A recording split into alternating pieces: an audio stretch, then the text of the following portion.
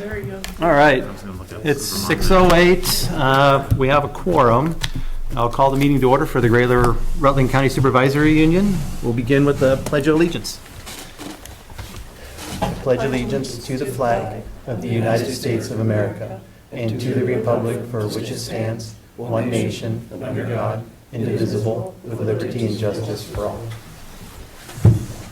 Okay, first order of business is to approve the agenda with an amendment to add a proposed executive session under 1 VSA 313A1 for contracts. So with that addition to the agenda, is there a motion? I'll make a motion. Motion by Mike. Any discussion? All those in favor, please say aye. Aye. Motion carries unanimously. Public comment. Is there anyone online who wishes to speak tonight? Okay.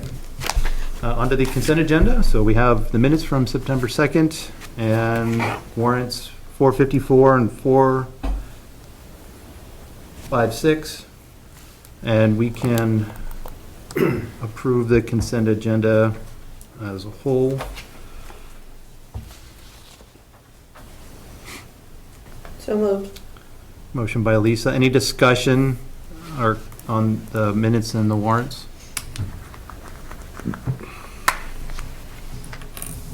All right, all those in favor, please say aye. Aye. Motion carries unanimously. On to Superintendent's report. All right, thanks, Eric. In your packets, you should have a copy of my report as well as a plan update.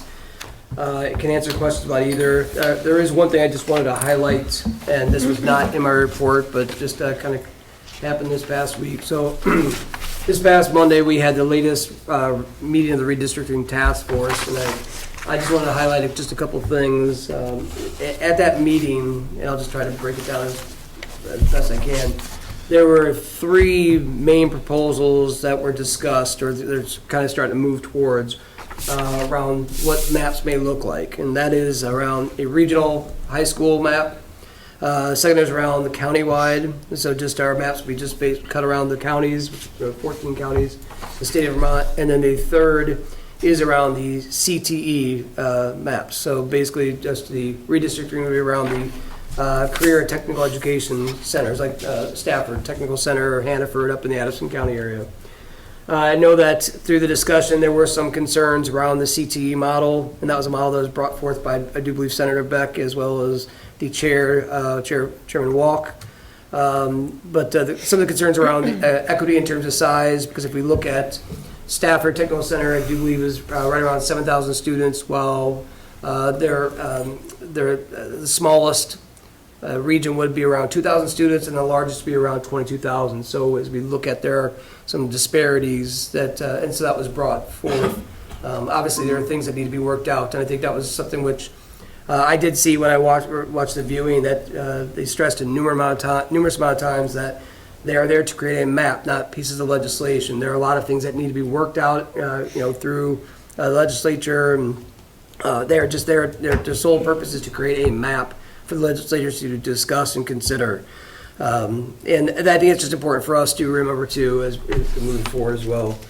The big piece that is around governance that still is unresolved is around supervisory unions versus supervisory districts, and in terms of how that will be determined, whether or not it would be by the legislature, by the newly formed boards, in terms of what these new districts will look like in terms of being SU, SD, combination, so on and so forth. But that was something just occurred. I know the next meeting is on October 10th. I'm sure that we'll have more information after, hopefully some more information after the meeting on the 10th, particularly since the deadline is December 1. So that is coming upon us pretty quickly. I'll be here before we know it. I did hear that this morning as I was in a Stafford Regional Advisory Board meeting, committee meeting, that there has been a date set for the redistricting task force is holding an open forum in our area, and it's October 22nd. I am getting the final details in terms of the time. Once I have that, the final details, I do know it'll be at Rutland High School, probably at their gym, but, so October 22nd. And then, once I have the time, I will obviously, notify the board, hopefully by, our local board meetings next week. We'll get that information out. We'll also make sure we get that information out to the community and to our families as well, because that'll be a good opportunity for community members to go and just share their thoughts with members of the task force as well. So, and then he said I also included a copy of the strategic plan updates. We tried a different format just because the slides it was getting pretty lengthy to include like a 76 slide presentation for you to kind of put through. So. What we try to break down for you is just around each of the priority areas around academic achievement, school climate and culture, and then the community engagement communication. Just some of the points of emphasis around priority areas, what we'll be working on this year, continue working through. So, and the last piece is around blends both worlds. We will be using the same budget communication plan that we used last year. So I know that Louis and I just received a resource from VSA, VSBA, and VASBO around some updated cost drivers and impacts to our budgets. So we'll start to upload that information into our to the letters that go out to the community, as well as on our websites as well. So we'll have, once again, a budget communications website set up for people to to ask questions, to get more information. And we also, in the same drop-down memo, we have set a Act 73 website up as well. So as we receive more information, I know there's some good articles that came out today that were shared with us around some slides around the different maps. We'll be uploading that information, kind of a one-stop shop for people who want to access it, can access it. So we'll have that there ready to go for you. So any questions on my report or the strategic plan updates?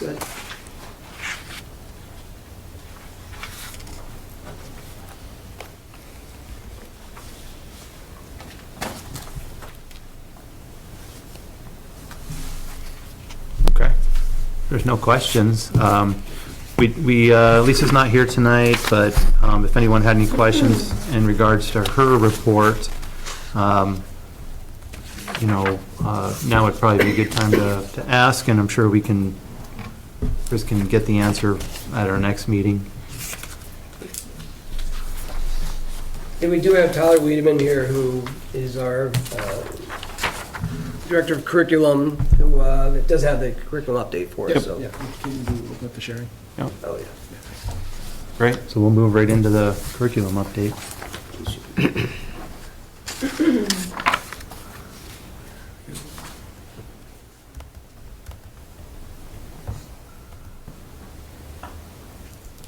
Here we go, and actually, sorry, let me just, sorry, I gotta change one thing.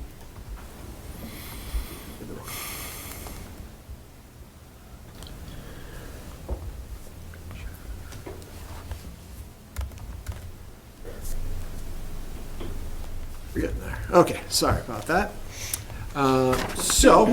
Like Chris said, my name is Tyler Wiedemann. I am the curriculum coordinator.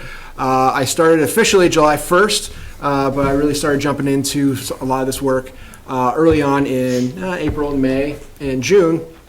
To give you a little background on myself, I taught Rutland High School quite a long time ago, then moved into administration at Mill River as the assistant principal and then principal. And the last 3 years I've been working at Rutland Northeast Supervisory Union up in Brandon, working in curriculum and school safety. So now I'm here and doing curriculum. I have 2 kids in Greater Rutland schools, one at Proctor and one at Rutland Town. And happy to be here and really enjoy the work I'm doing. So let me jump into here. So some of the work I've been jumping into. So I printed out copies for you for this one first thing here, if you want to just pass around. I apologize for the small print, but we can see it up on the big screen here too. There we go. So essentially that K-5 math block framework is what I started working on that probably in June-ish, May.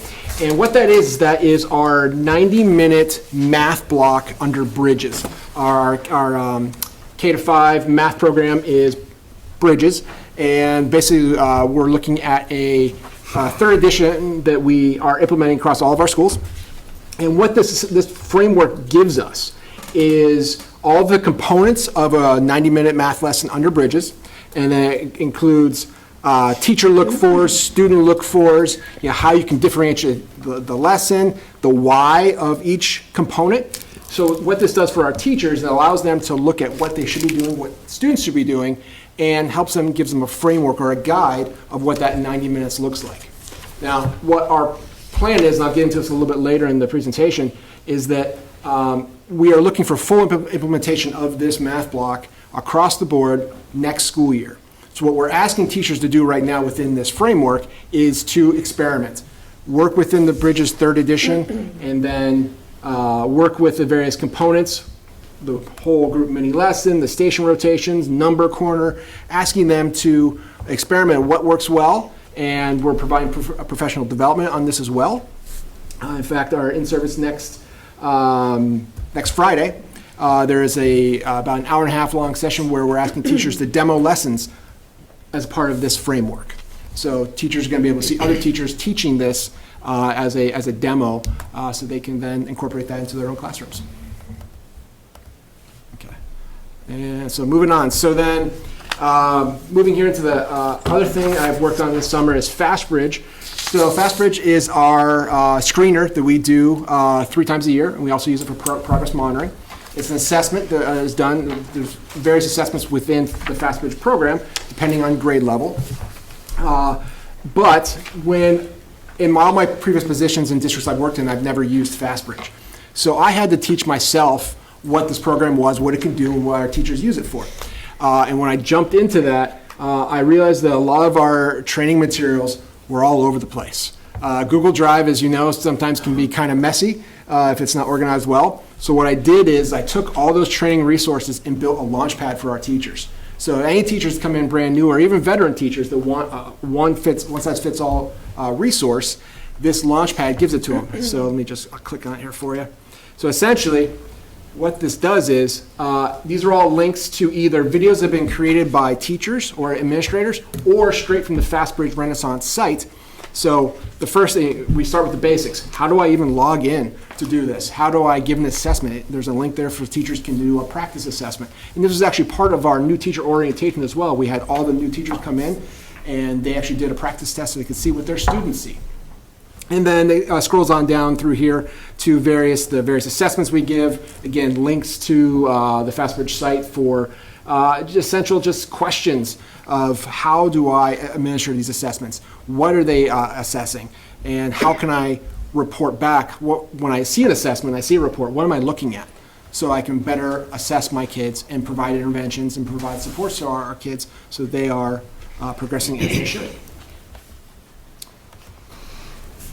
And then, like the math block framework, another thing that worked on this summer was our elementary literacy block framework. Again, same idea as the math block framework.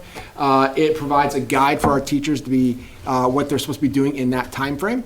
And it's a step-by-step guide, look-fors, differentiation. Again, it's a guide for our teachers to see what they should be doing during that literacy block framework, or literacy block instruction.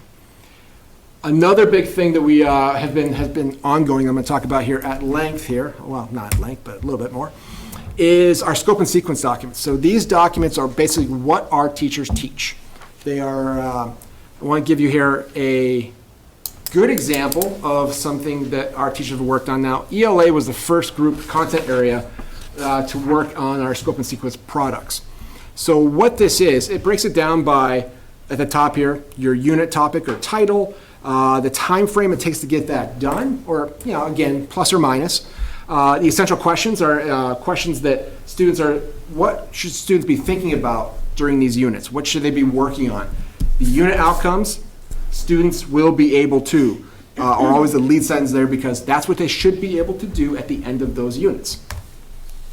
The priority standards are linked here. The mentor texts are, this is a reading example in first grade. And then common assessments, I'm going to talk about here a little bit more. So common assessments are just that, another assessment that our teachers are giving multiple times throughout the year, not just our progress monitoring or our screeners from FastBridge of 3 times a year. This could be happening weekly, really. If you look at it, it could be a formative assessment, it could be a summative assessment. And then again, you map it out for the entire year or course or semester, depending on what's being mapped here. So this one is a really good example of what we should be striving to. Again, this is first grade reading sequence for school year, for this school year. And then our August in-service, all of our departments, our content departments, were given agendas. I spent a large part of my summer really going through all these scope and sequences of our groups to look for, are we hitting the just basic common formatting across all of the departments? Are the essential questions really essential questions? Are the unit outcomes there? And what I did is I provided feedback for every single content area.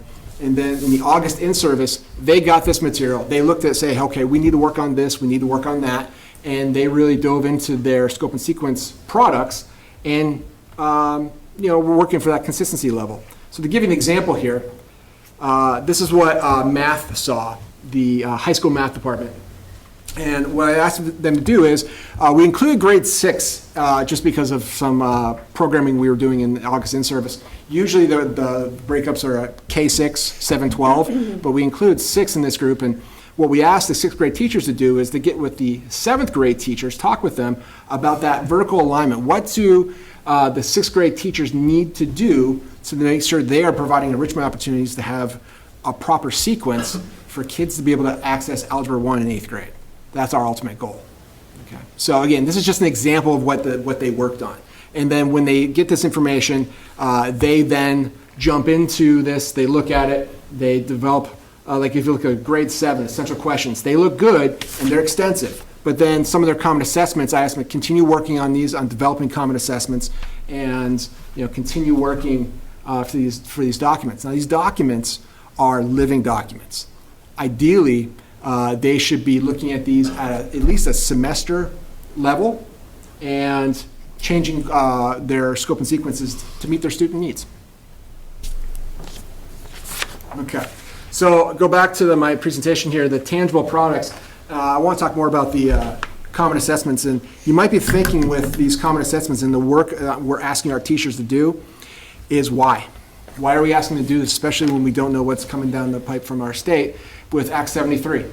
Are we doing this work for nothing because we might not be an SU in the coming years? But what I want you to focus on is this is the work we're doing with our kids for today, for tomorrow, for next week, for the rest of the school year. We want to make sure we are meeting our students' needs this year, next year, whenever consolidation or whatever happens with Act 73. We want to make sure that we are still meeting our kids' needs. And that's why we're doing this work. And common assessments are a really great way to look at how our kids are progressing. When I say common assessments, that means a teacher at Poultney High School, a chem teacher at Poultney High School, and a chem teacher at Proctor High School come together, they talk about what they're teaching. Now, granted, they each have their own craft. They each get to point A to point C, and maybe in a little bit different way, but point B is their common assessment they might give that is tracking kids on a lab maybe, or a project. And they look at that data from that common assessment, and they say, okay, well, 20% of our kids got this grade, and 30% got this grade. Maybe we might need to change some of our instruction and change this assessment to best meet our students' needs so that you can look at intervention levels, you can look at kids who might not be progressing. And we can do this. I'm sorry if I'm losing anyone here, I'm kind of jumping into this with a lot of stuff, but I'm passionate about it, and this is something I did when I was at Rutland High School as a teacher. This was great. I like doing this stuff, is that we can look at an assessment at a baseline level and say, yes, our kids might need more instruction in this area or less instruction here because they really hit it out of the park, or they really didn't do so well here. And this is that big part of the living documents of scope and sequence, is that we need to be looking at these assessments on a routine basis so we can change how we teach, potentially, if need be, to best meet our student needs. And unlike VitCap or Cognia, it happens once a year. Once we start developing these common assessments more and more in our contents, these can be given, like I said, on a weekly basis if need be, with formative assessments. And summative assessments maybe every month. And then our PLC groups, professional learning groups, come together, they look at the data, and they maybe make some changes. Okay. So I'm very passionate about common assessments, and that's going to be a lot of my work for, not a lot of me, but big chunk of my work for this coming year. Okay, so priorities for this coming year. So I already talked quite a bit about the math block and literacy block. We are actively planning professional development for our teachers in these two areas so that we have consistent approaches across the board and fidelity within that block, that we make sure that they are hitting those breakout groups, whether in the math block, whether it be number corner or station rotation or the mini lesson. Again, we want to make sure that our teachers are really accessing this time and meeting our students' needs within these frameworks. Another part there is going to be working with a middle school math group to come up with a math program for them for hopefully implementation for next school year. And what that is basically our program K-5 is Bridges. So now we're going to be looking at a 6-8 program that will best meet our student needs. Nice thing, this has kind of happened organically. A lot of our schools are already using a certain program, and our teachers we have professional development actually on next Thursday for this program. Ultimately, our goal is to make sure we open access or expand access to Algebra 1 in 8th grade. Because we all know that if you're successful in 8th grade in Algebra 1, that opens up higher level math as you get further into high school, which then leads to college and STEM careers, that kind of thing. So again, that's our goal. I don't want to belabor common assessments too much, because I think you have seen my excitement for them. But anyways, continued emphasis on building and implementing common assessments. Our teachers have this coming in service. They have 2 hours where I'm, again, going from all their documents they did in August to give them more feedback to build upon what those scope and sequence documents look like and their common assessments.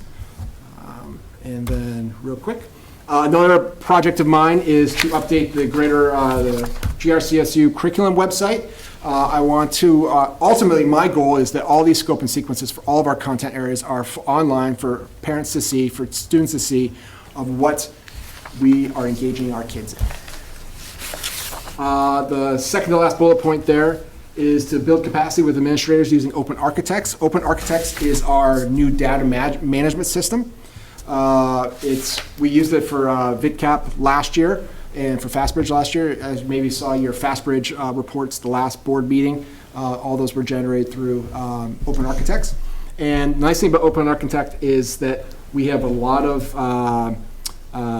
say, I guess you could say, with what the visualizations, sorry, hard one, that we can ask the company to produce for us. So if we want to say, hey, we need to look at 5th grade science VidCap with this socioeconomic status and this, whether or not students on IEP or 504, free reduced lunch, we can really cater that to what we need to see, and the company is very receptive to that, which is really good. And it's very easy for our administrators to use. Currently, they're the ones using it, and it's my job to build capacity with them so they are using the data wisely. And the last thing there is looking at a K-5 science program. Like I talked about the math program for middle school, I'm putting a group of teachers together in K-5 to talk about science programming, and then ultimately looking for a program that's going to best meet the needs of our students and make sure that we're successful in our K-5 science instruction. I know I talk really quickly, and I know I throw a lot at you. My obligatory last slide. Questions? Go ahead. The 90 minutes, is that continuous? It doesn't have to be. Oh, so it can be broken up? It can be broken up, Okay. yes. It doesn't have to be. I mean, Depending on what Exactly. the teacher finds, so that Yep. the kids, 90 minutes seems like a long time It is for a long little time. ones. Yeah. But if you're breaking up in sequence like you've got it may not seem like 90 minutes, Yeah. but they can kind of do that throughout. and that's a big part, in terms of 90 minutes for little ones, station rotation, that gets them up and moving. They're moving around the room, they're looking at different things, but no, it doesn't have to be continuous. It can be after an entire day, really.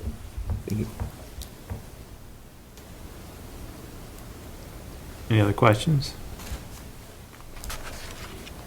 For the common assessments, so is that done throughout all schools in the SU? Yes, And that's our goal, yes. and also on multiple subjects? Yes. Wow. Yeah, and I mean, our departments are in different places. Like I said, like ELA and math are pretty dialed right now. Science is pretty good. Working on social studies, and then also moving into the electives as well, across our integrated arts, music, art class, that kind of thing. But yeah, my job is, my goal is to get a level of consistency amongst all the content areas and build those. And then again, they're living documents, so they're going to change. Okay. Great, thank you. And I will say that, thank you for the explanation, because I started looking through a lot of the links and documents, Yeah. and I was lost. And please, if anything ever pops up, feel free to reach out, and I look forward to presenting again in the coming months as to progress on these priorities. Sounds great. Thank you very much, Tyler. Thank you. Okay. Sharon. All right, so move on to the communication committee. So the communication committee did meet, I think it was last week. And Amanda's here. Are you there, Amanda? I am here. Can you guys hear me okay? Yep. And she's just going to talk about provide a little update on, what the committee has done so far and I guess what's to come. Okay. So, I first just want to say I'm at my daughter's barrel race, so if at any time you cannot hear me, please speak up and I will try to move to a better area of service. So the committee did meet on the 23rd, and we met for about an hour and a half, and we were discussing methods of communication to all GRCSU communities. The committee does recognize that there's many towns and many schools within the GRCSU, so what works for one may not work for the other. And so we plan to meet again on October 28th at 7 o'clock to further our ideas and discussions. The first thing that, and also Shauna did do our minutes, so those are on the SU website already if any of you would like more information about what we discussed at that meeting. So the first recommendation that the committee has for the board is to create a MailChimp account, and I do have a little more information about that, and also some examples of what a special message or monthly message might look like, give or take a little bit. So if anybody would like that, I can email, or I'm sorry, I can't share my screen from here, but I'd be happy to email you any information if you would like. So what the MailChimp would consist of would be kind of a few options, either a monthly recurring message, or just a special message, or a combination of both. To create the MailChimp account, the board would need to speak with Chris and have Chris request that Greg works with the board to set up, or with the committee or board, whoever, to set up an email address. And then from there, the email address could be used to set up the MailChimp account. There is a free option if you have less than 500 subscribers. There was also a discussion that the committee had that there's a text messaging option within MailChimp as well. So if you choose to use the text messaging option, or if you exceed 500 subscribers, there is a fee of $20 a month that would be associated with that MailChimp account. So the committee kind of came up with three options. The first option would be, if the board does approve this MailChimp, the first option would be that the committee would compose monthly messages to include things like GRCSU agendas, minutes, links for people to join our meetings, links to each school website, links to PEG TV recordings, and then our vision and mission statements. Basically anything that's already public information, just put into one general area. The other option is option B, which would be the committee would only compose special messaging, which would again be public information, such as like Act 73 and budget information that is already composed by Chris or Lewis or already approved by the board.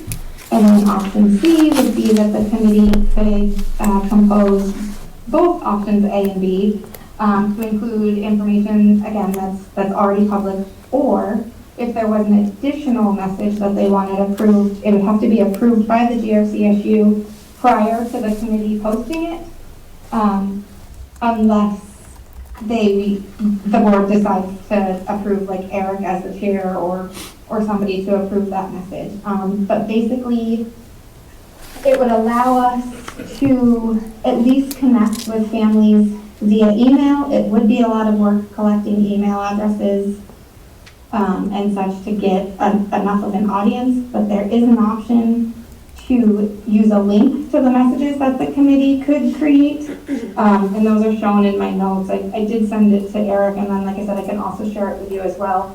But we could create a link to our message and potentially request our admin at our schools to include a link to this in the weekly messaging that's already going out to our families, so they could easily access what messages we're putting out until we get enough of our own subscribers.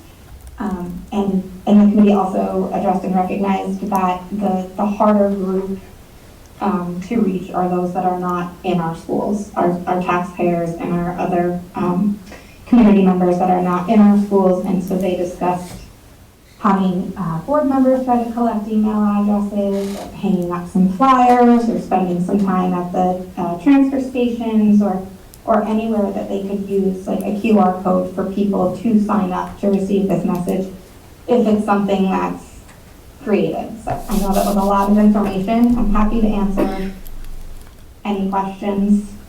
I guess that's what I have for now.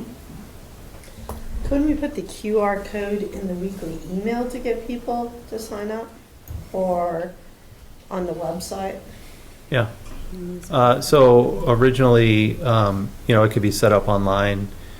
And I think ours is still on the website where it used, it's just like, it's referred as like an API key or something like that, where you put in your email address and then you have to go through and validate everything. But I think it's still on the Wells Springs page. Yes. So that's how we started out. But yeah. And the committee also discussed currently our important messaging is like Act 73, right? And then upcoming next would be our budgets. But we did have a discussion about the monthly messaging being like these SU meetings where we ask for public comment time and time again, right? And there's rarely public here to comment. So if we could get our meeting dates out, get our agendas out, get our minutes out, get links to our meetings out, then people might also choose to join our meetings, maybe share comments if they have them, be a little more apt to engage come budget time, or things that are going on with Act 73. And so the committee thought that sharing special messaging and monthly messaging would be something that they would think would be important. So it seemed to me like the first step would be to create the QR code, put it on the website, The first step would be either myself as I was elected committee chair, so either myself as committee chair or Eric as board chair, or both of us together would have to have Greg create an email address. I know when Wells Springs did it, Chris kind of helped us make that happen, just let Greg know that it was approved by the board and it was something that we would need. And like when Wells Springs did it, our email address is like wells.springs.board. Like it's very kind of simple, so it could just, the email address could literally just be like grcsu.boardcommunications@grcsu.org. And it just needs to be a separate email address used to create the MailChimp. And then from there, the committee could create a landing page and then a QR code and then start collecting email addresses.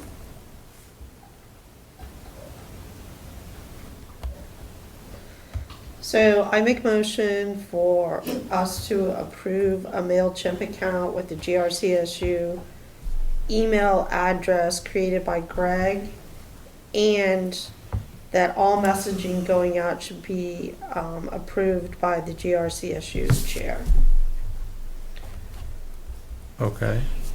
Can I add to that? Would you like all of every monthly message approved by the chair, or only messaging that's not already public and on our websites? I think the chair should see things before they go out, in my opinion. That's my opinion, but it's in a motion, it could be voted down, and if it is, then we can Correct. start again. I think your motion covers it all, so. The only thing it doesn't cover is if we exceed 500. Yeah, a financial aspect And to or if we use it. the text messaging app. Just are you reevaluate thinking at that the free time. version of the $20? We could just reevaluate at that time. Yeah, if we get 500 people in 2 Great. months, hooray for us that we have to spend $20, I Yeah. think. I mean, Yeah. Okay, I think the important part is the creation. okay, yes. I mean, a lot of those details will come out and, Yeah. okay, so Lisa's made a motion to create the MailChimp account and that the chair approves any emails that are going out first. Any further discussion on this? Okay, I'm for it, but I think the individual members of Greater Rutland need to solicit their board meetings as well. Don't Sure. get the word out that this exists, 'cause I think once you have the email address and the QR code, we can take it to our individual communities and put it Right. like in your library, take it to your Right. select board meetings and things like that, but we've got to get the foundation. but Yeah, we've got to take that next step and Sure. sell it more locally. yeah. okay, absolutely. Okay, all those in favor, please say aye. Aye. Any opposed? Opposed? Okay, so we have, so we'll do, okay, so it's not unanimous, so we'll do a roll call vote. By alphabet. Okay, hold on a sec. All right, I'll just go around. Tim, Aye. Aye. yes. Mike? Yes. Yes, for Meredith. George? Aye, and Amanda, thank you for the good work. Lisa? Yes, And then Eric was no. Opposed. Okay. Okay, so motion carries. And I just want to make sure that we got the vote right.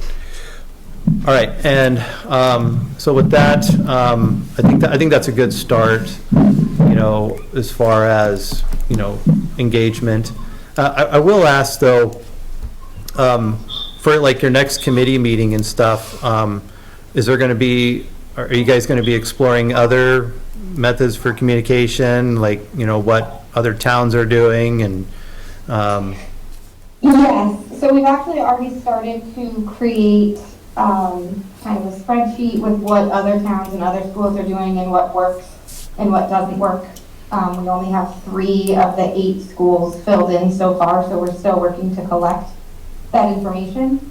But we're definitely still exploring, and this is just the start of what we think is the easiest way to begin. okay. Yeah, and I know, the schools is one piece, but, I think, what are other towns doing as well, like other communities, like, I know there's obviously like Front Porch Forum and some towns have Facebook pages, stuff like that, so I don't know if I think one of the challenges with communicating at this level is that we're so vast and spread apart in this region that I think might be worth thinking outside the box a little bit too, but also finding out what's working for those communities, because I know we know very well what's working and not working in Wells and Middletown Springs, but I'd like to know, what's Right. going on in Rutland Town and Pulteney and Proctor, Yeah. so. Yeah, I think our conclusion after the committee met was just with Act 73 and with the upcoming community forum and things, we were hoping to have an easy start, a quick way to start, and then we'll be we are hoping to continue to meet the fourth Tuesday of every month, so that it's a week before this board meets. So we have fresh updates to bring to you and just continue to try to figure things out. Okay. All right, thank you. Thank you, Amanda, and, Thank you. you know, thanks to everyone on the committee for contributing your time. Yes, thanks so much. And if anybody has any questions, feel free to reach out. All right, on to personnel. So we have contract recommendations. If there's any questions about the contract recommendations? I think we do need an approval for one professional contract. Oh, actually, no, it's a horizontal move. So do you need, no, we don't need approval for that, do we? Okay. All right, any questions on the contract recommendations? All right. We'll move on to finance. First up is the monthly reports. I think if, are there any questions on the monthly reports before we dig into the budget?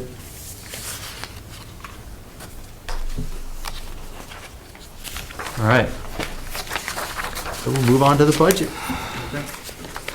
So one quick thing before we get into budget. In the packet was a section of the current GRCSU bylaws that we are going to be discussing next month. It's section 3.5, capitalization of assets. And just based on a state change, we need to make an update to that bylaw. But we'll be discussing it in more detail next month. All right, looking at the budget. So the budget you should have in front of you is 22 pages. We're gonna, I'll go through it page by page. There might be a little bit jumping around as we go back and forth between the different sections. But every page is numbered, so you should be able to follow along pretty good. So page 1 is just a summary of changes. You'll be seeing something like this in each of your local budgets as well, where we try to highlight any of the major changes and where the budget kind of stands at this time. So the GRCSU budget is split into two main sections. There's the general fund, which includes superintendent's office, business office, technology, and curriculum. And then the other section is the special ed department, which includes all special ed costs for all buildings, transportation, administration, all special ed teachers, paras, as well as any outside placements, so tuition that we're paying to outside schools, excess costs to those outside schools as well. So we're going to do the general fund first, and then we'll come back to special education and just handle it piece by piece. So currently, the general fund budget assessment is up by $220,000. One major impact on that is the reduction of indirect revenue by $90,000 due to the loss of federal grants. So with federal grants, we're allowed to pull an indirect revenue, which is a portion that gets applied towards non-grant related activities such as payroll, accounts payable, management, stuff like that. We were, in the last few years, between the CRF grants and ESSER, we were allowed to pull a lot of extra indirect funds from those grants, resulting in an increase in revenue.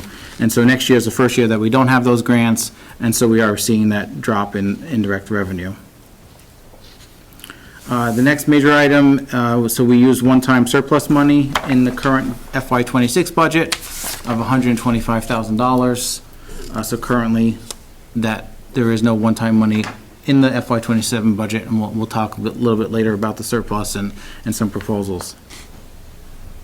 There's no staffing increases included in the general fund budget. It currently includes 12% increase in health insurance. That is just an estimate at this time. Hopefully before the next draft, we'll have a better idea as to where that stands. VHI has been giving several presentations, but they're not really giving us any solid sense as to where the rate will be. So hoping that it's less than this, but we're trying to be a little bit conservative with our number. Like I said, they are making several changes to the program to help reduce those increases. There's been double-digit increases, I think, for the last 5 years. But they're taking as many necessary steps as they can to hopefully stabilize that cost. That 12% is equal to $40,000. And then we are seeing some increase in the audit, $7,000, and in-service supplies, we increased by $3,000. And then this includes an estimated rent increase of 3%. All right, going on to page 2, we're going to look just at the left-hand side right now. So we base our assessment on, and the allocation of that to the local districts based on ADM. So on the left-hand side, you can see the last 4 years of ADM. We use a last year's number because this year's number is not yet available. So that's been our process since we've merged. So our total ADM for the SU is 1,852 students. And based on what each district's ADM is, you pay that percentage of the general fund assessment. So you can kind of see where our ADM has been over the last 4 years. It's less than it was last year. Last year was a high, but it's about where it was 4 years ago. Page 3 is what the assessments will be. I don't want to concentrate on this page yet. We can always come back to this page, but this is just a summary of assessments. Page 4 through 6 is the general fund budget. So you can see each line.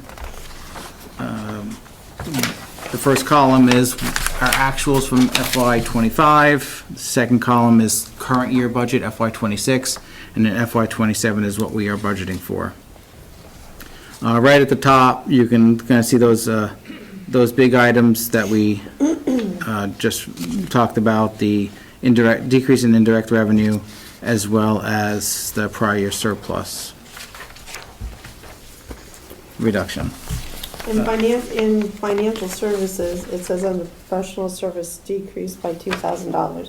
What is professional services? That doesn't include the audit?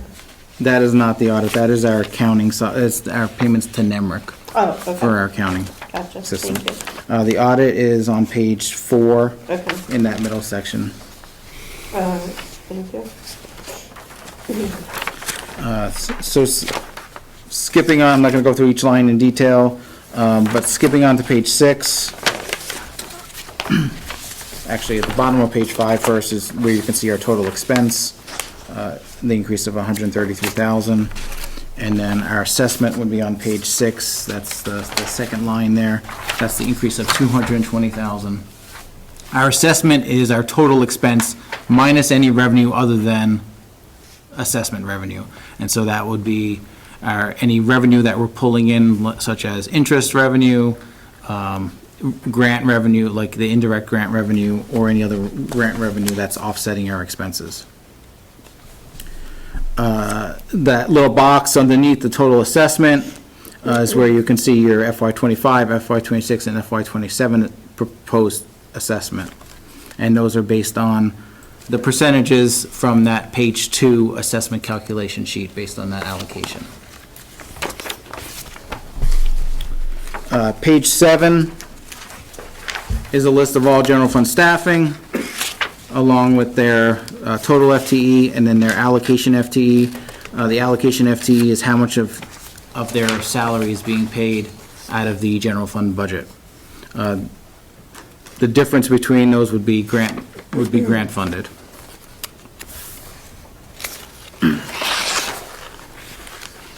Page 8 is just a graph showing the general fund assessment over the last 6 years. Our assessment over the last 6 years has increased an average of 2.8% per year, and that's based on the proposed budget in front of you.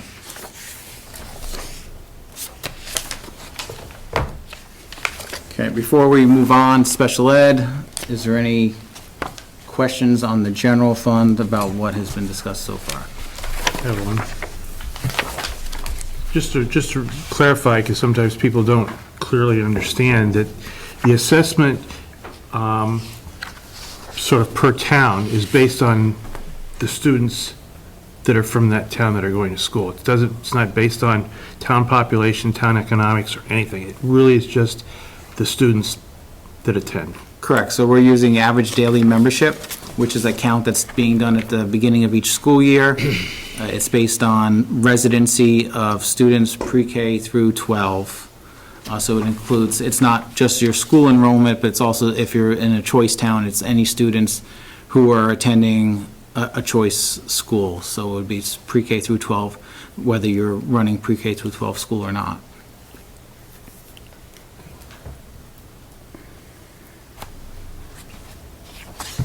What's the grant that the sub-coordinator is funded under? So the sub-coordinator is part of the substitute, no, it's not in a federal grant, it's just part of the substitute fund. So all substitute costs go into this one fund, including the substitute coordinator's salary, and that total cost is billed back to the districts based on the amount of subs that they're using. So that person is maintaining and managing that program. When we switched from Kelly Services to running it in-house, we created this fund to hold all expenses related to that. When we had Kelly Services, we were paying them an overhead charge of I think it was approximately like 0.45 for every dollar we spent. 45 cents was going towards overhead.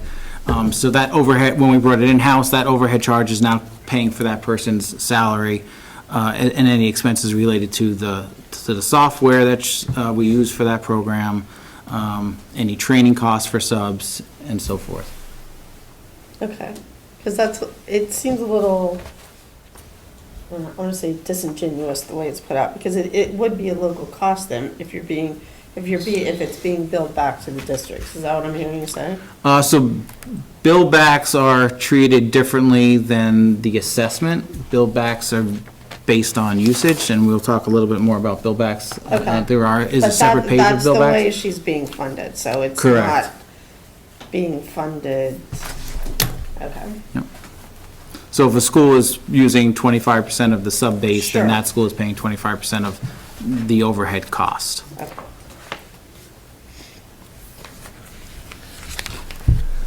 Any other? And that hasn't changed since we moved that in-house. There was a couple years where we were funding her out of ESSER to get the program started, Right. but since the ESSER has gone away. Okay. We'll skip special ed for a second and we'll move to page 21.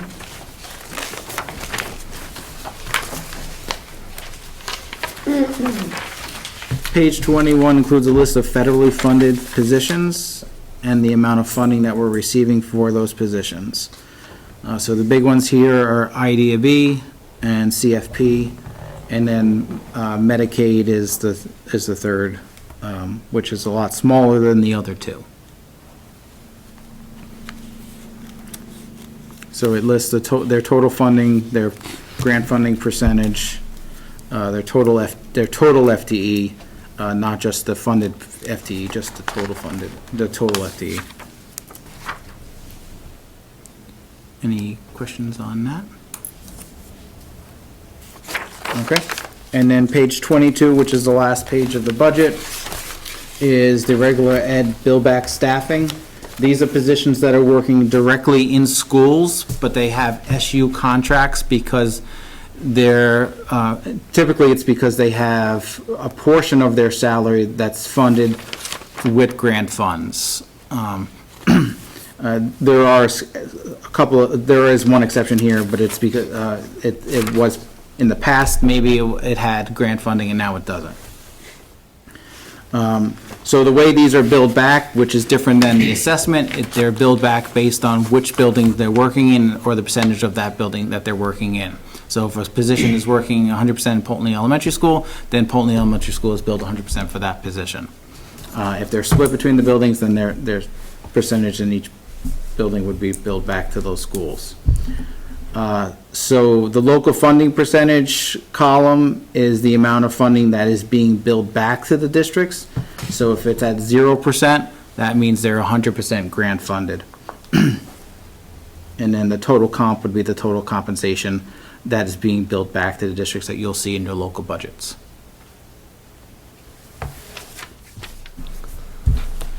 Any questions?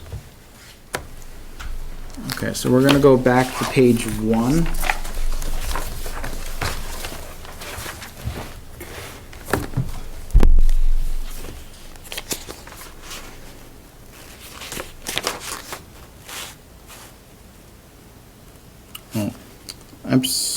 So actually, we were looking at page 21 before, I think.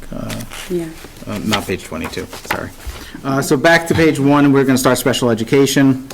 So the special ed assessment currently is up $125,000. There are a few large items that are still pending, which are some revenue pieces that we have not received information from the state yet. So I believe we will have more solid estimates on those by next month, and so hopefully that doesn't have a significant change to the budget or a negative change at least. Majority of increases due to increase in contractual wages and benefits. Total staffing is up by approximately 1 FTE year over year, and there is a detailed sheet that we'll look at in a little bit. There's an increase in both revenue and expense, and as well as the staffing due to a state-placed student and out-of-district student for which we receive 100% reimbursement for, as well as an increase in extraordinary reimbursement. And we're going to go over extraordinary reimbursement in a little bit more detail in a minute. It also includes a 12% increase in health insurance, which is equivalent to $161,000.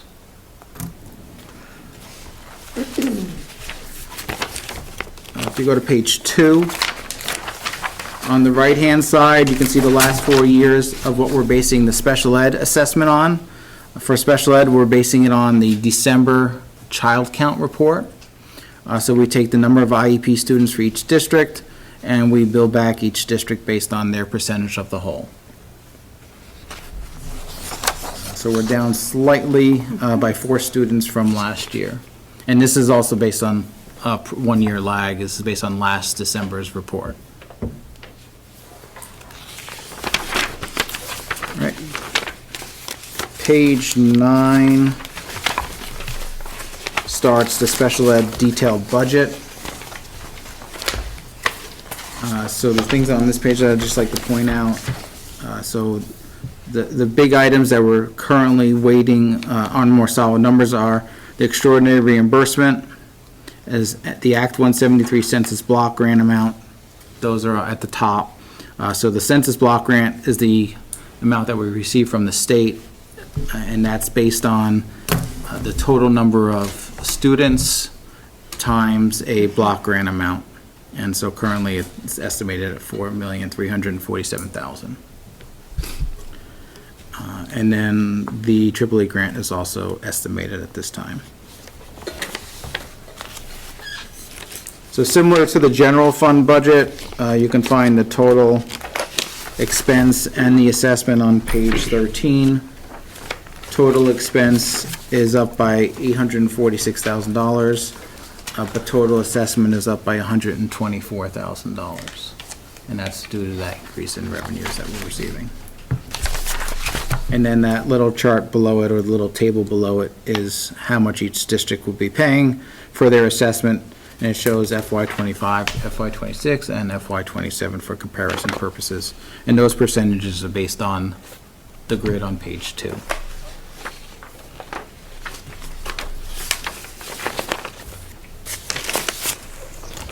Page 14 through 17 is just a list of all special ed staff and their FTEs.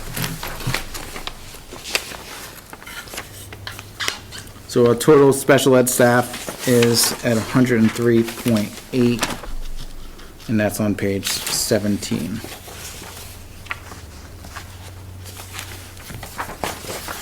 We're going to go to page 19.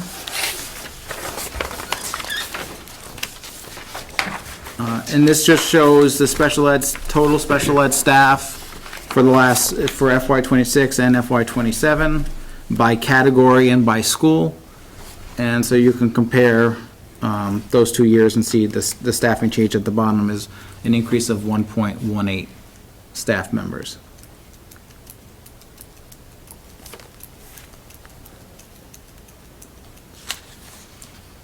And as I did mention earlier, we do have we had some students that move in that we are receiving 100% reimbursement for, which are attributing to that increase.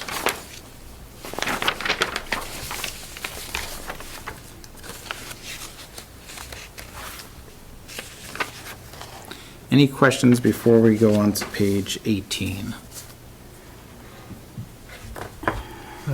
Yes. And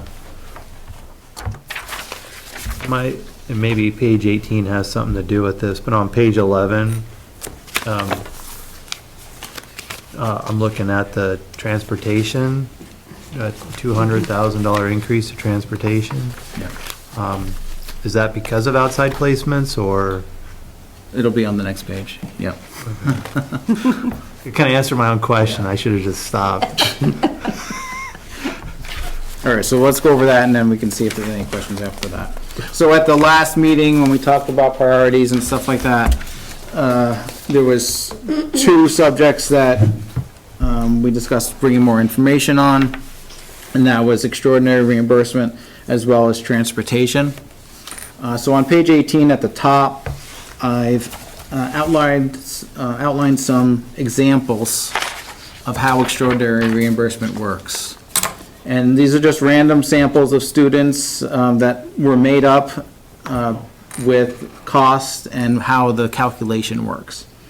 So if you, example number 1, if you have a student that's attending one of our schools and the cost is $20,000, we don't receive any extraordinary reimbursement for that student. The only revenue that we have that's going towards that student is the census block grant that we're receiving from the state. In example number 2, if you have a student that attends one of our schools and the cost is $70,000, that student is now qualifying for extraordinary costs. They've exceeded that threshold, which is, it changes every year. It's approximately $67,000. So for that student, we would receive $2,244 in reimbursement due to the excess above the threshold. And then there's a secondary calculation that is done that we receive an additional $2,300 for a total reimbursement of $4,600 for that student. So the net cost for that student would be $65,000. And then we have that block grant that applies towards all students that would cover some of that cost. In example number 3, and this is really where the calculation really starts kicking in on number 3. So if we have a student that attends one of our schools and the cost is $111,000 total cost, we would receive $41,000 in reimbursement for exceeding that threshold, which is 95% of every dollar that exceeds the threshold. And then based on that additional calculation that's part of the statute and part of the calculation process, we would receive an additional $39,287 for a total reimbursement of $80,481. So the net cost for that student would be $30,519. As you can see, the net cost for that student, which costs $111,000, is actually lower than the cost of the student that only costs $70,000 because of this reimbursement model. Example number 4 is the same net cost, but this student is attending an outside placement. The reimbursement is exactly the same. And I just wanted to point out that it doesn't matter where they go to school, we just look at total cost for the student. In example number 5, we have a cost, not a lot of students cost this much, but we do have some. The total cost is $175,000. We receive 90% of every dollar that exceeds the threshold, so we receive $101,000, almost $102,000, plus that $39,287 as part of that secondary calculation, for a net reimbursement of $141,000. So the net cost is $33,000. So here the cost is significantly higher than the $111,000 student, but our cost is only an additional $3,000. So typically when we have students that are in outside placements, and when I say outside placements that are not public schools, so these are schools that are really isolated, that run isolated special ed programs such as Manchester Village School or VAC or Brattleboro Retreat, those are the students that we were really, where this calculation is sort of kicking in and applying. And those are the students that you typically transporting at these high values. So below that is some transportation examples. Looking at the bottom first, and then we'll come back to the examples. So we have 18 total students in this budget that we are transporting with transportation that we don't own. So whether it be Betcha or Betcha, Ice House, or any other providers, sometimes we share transportation with other SUs. So the total, those 18 students are costing $511,000. 9 of those students, so half, are attending outside placements with a cost of $413,000. So 80% of the cost. And the other half are attending schools within our SU, and that cost is $97,000, approximately 20%. So I know right now we do run like a Betcha bus that picks up students in Rutland Town, Proctor, and West Rutland, and brings them to Poultney. That's the majority of that cost, that bus run. Those are for our in-house students. When we have students that are going to outside placements, a lot of times those are individual transportations for each student because of where they're being picked up and where they're going and the times that they have to be there. It's hard to combine those students. But we do, when possible, I think we're sharing, there's a student that goes to Manchester Village School, and we're sharing that transportation with another SU. Right. So I just provided 3 different scenarios in this section as well on what the estimated cost is for transportation. So for a student that's going to VAC from Poultney, our cost is approximately $80,000 a year, which is $444 a day. For a student from Proctor, it's approximately $33,000, and from West Rutland, it's approximately $28,000.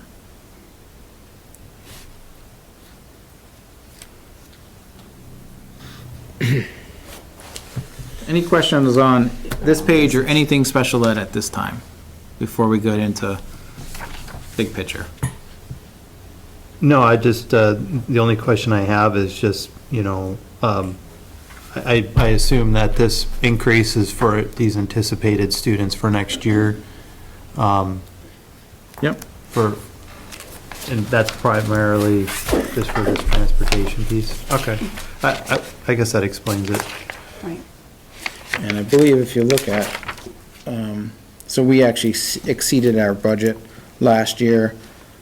So we spent $379,000. So the increase over FY25 actuals is not the full 200,000. It's still an increase, but it's not the full 200,000. Okay. Over our actuals. Any other special ed related questions? I have a question.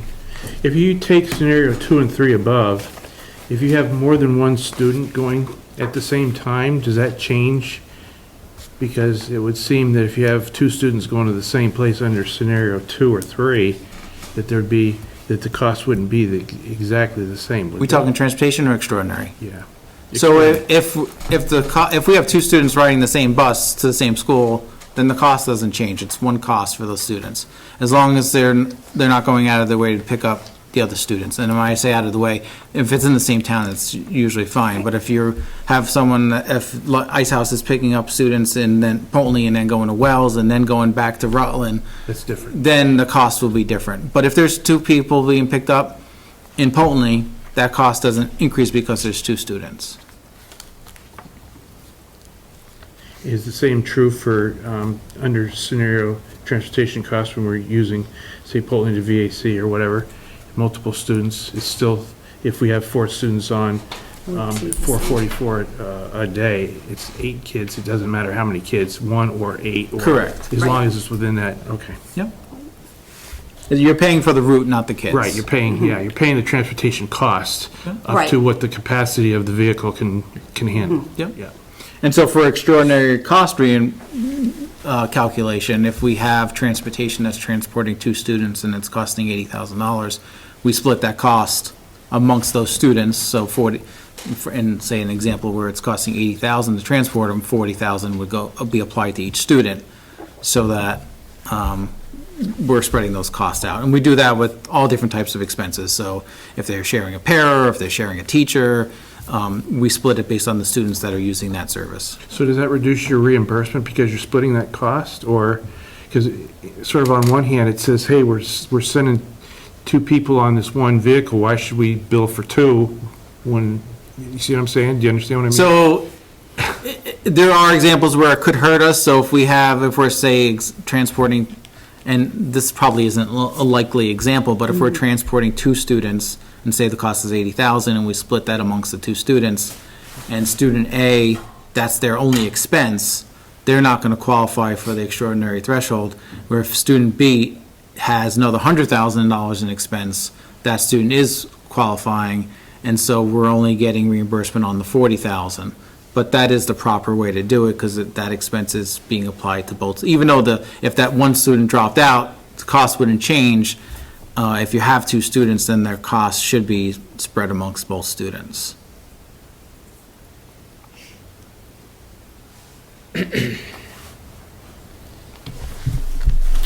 Okay, so, and then the final thing, just would be page 22, that would be the last page, is the surplus proposal.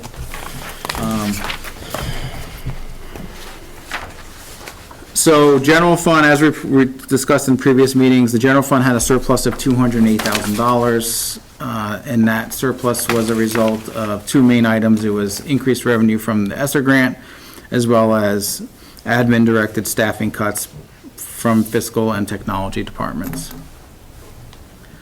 So our recommendation is that we use 50% of the surplus to help offset that one-time surplus that we used last year, and use that as one-time revenue in this budget to help offset the assessment, and refund the other half of that surplus to the districts, and the boards can decide whether they would like to do that in FY26, which is the current year, or in FY27 as a budgeted revenue.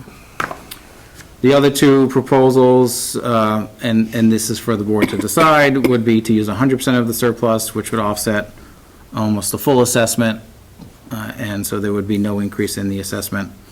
And then the remaining AK would be assessed back.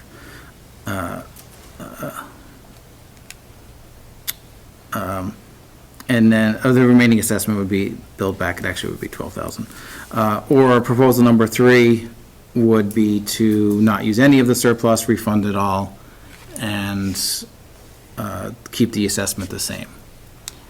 In the big scheme of things, it has pretty much no impact. It's sort of, where do you want the money? Do you want the increase in the assessment, or do you want a check going, or no increase in the assessment and a check going back?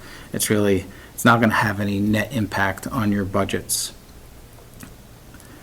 When the districts do have a surplus, local districts have a surplus, that surplus is typically just used to offset their budget and given back to the taxpayers. So that's sort of what we are proposing here in proposal 1 or 2. It's just offsetting our budget with that to help reduce the assessment increase. On the special ed side, we had a surplus of $133,000. Again, it's the same similar proposals. Either use 50% of it and lower the assessment to a $59,000 increase and refund the rest, or use 100% of it and offset the full assessment increase and then refund the remaining $8,000, or refund the full $133,000 and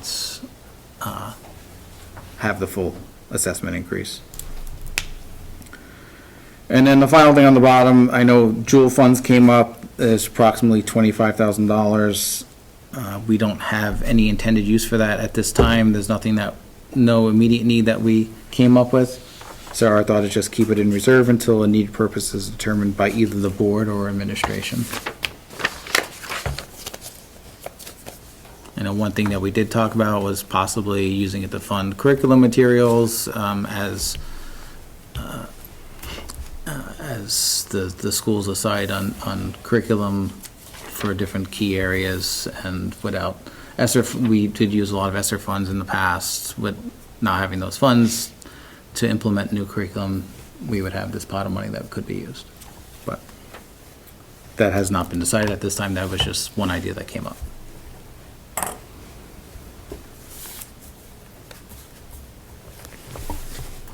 Okay, any questions or? So I think you'd be looking for some guidance on what to do with the surplus. Yes, at some point. We don't, need to make that decision tonight. I guess the thing we would need to make decision or some guidance on tonight is based on just those numbers that have been presented and how they look to you or how they sound to you, and if you're charging us with any work to do over the next month, whether it be to remove or add. Eric, did you have a question?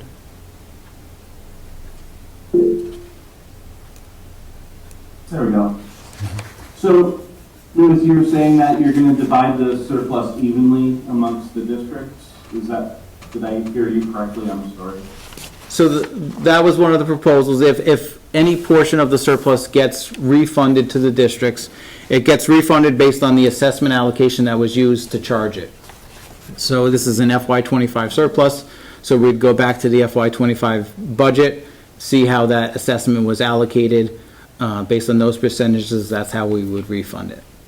And we have two options. We could refund it in this current year and it would be an unexpected revenue, or we refund it in next year's budget and the districts can budget for it. Okay, so it's kind of equal to the percentages we each pay, each district pays into the SU? Correct. Okay, thank you.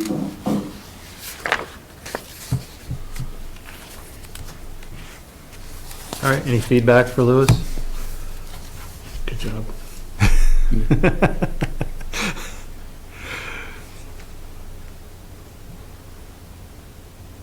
I've got nothing. I mean, I think you covered everything, all the expenses and changes, and so if you don't need any kind of answer tonight on the surplus, we can always make that determination in November. Any questions or feedback?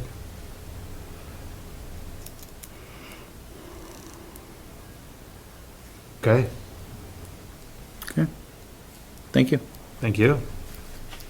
Just one question. Oh. Waiting till the next meeting would be better. The numbers would be more solid. Correct. So for next meeting, we should have hopefully a more firm number for health insurance. Yeah. And there's some big numbers for special ed that we're waiting on. Okay. So that should be firm. There really shouldn't be much other changing in the general fund budget, unless there's stuff that we discuss in executive session tonight. But that shouldn't change significantly. It's the special ed revenue piece that may change. Okay, thank you. And like in health insurance. Okay. All right. All right, so with that, we'll move on to the VSBA resolutions.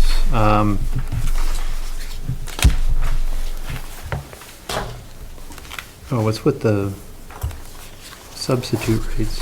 I think that was just informational. This information, okay.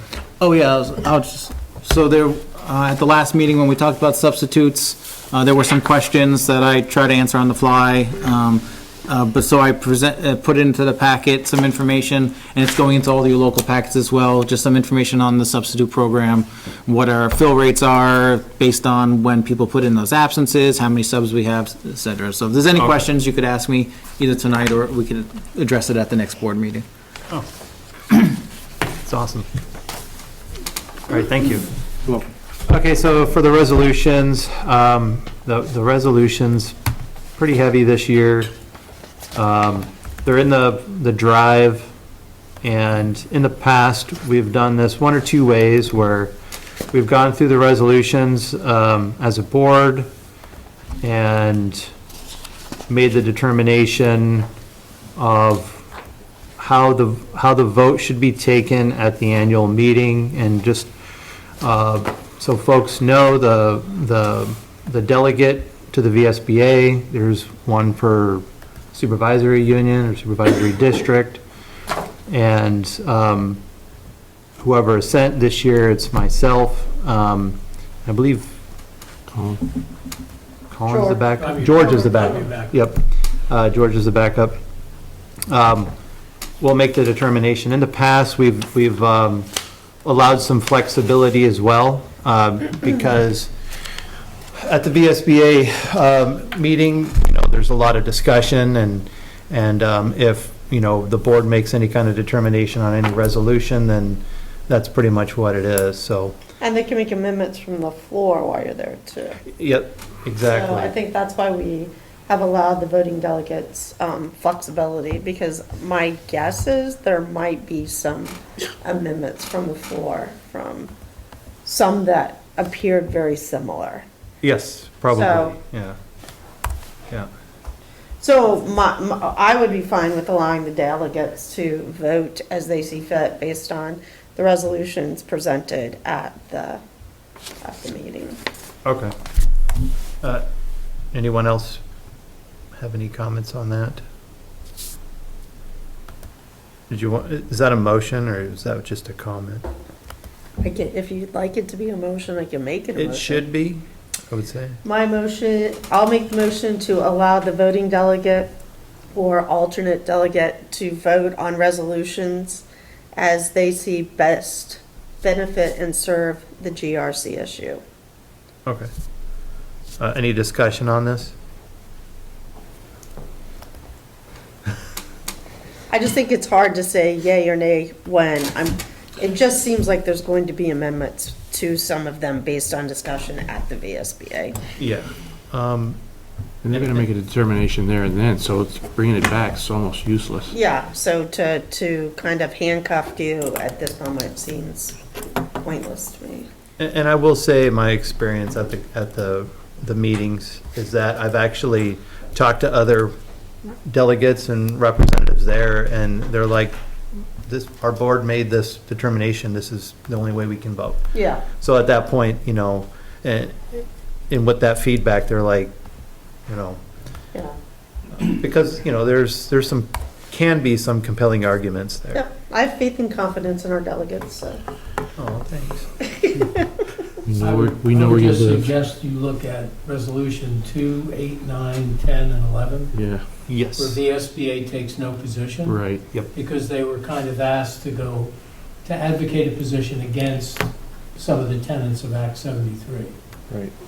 Other ones where they're watered down, they're very much for. Yeah. Just so you know. Well, I think you heard last night, the VSBA does what's best for the VSBA, and you should do what's best for the VSBA, even if it isn't best for your local district, as they so said last night during the business meeting. And That's exactly what they said. that has always been my issue with the VSBA, and usually why they're probably happy to see me go from the VSBA, because I think you are elected to go and represent a particular region or district, and you have to be cognizant of who you're representing. And they're a private organization, they're there to make money, and yes, they do advocate for us, but they advocate what is best for them, not necessarily what is best for each and every district, in my opinion, particularly with 73. My opinion only. Yeah, and I've never heard them read that whole statement about that before. So that was interesting. Yeah. Okay, so we have a motion on the floor. So if there's no further discussion, all those in favor, please say aye. Aye. Any opposed? Okay, motion carries. On to the community forum. So for the Act 73 Community Forum, which is next Tuesday, I think in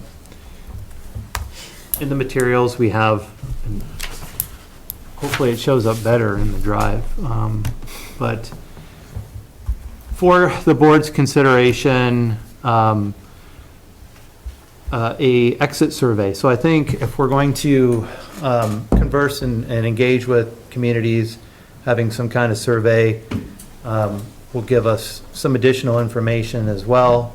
And what's in the drive is just kind of like I guess, just like a starter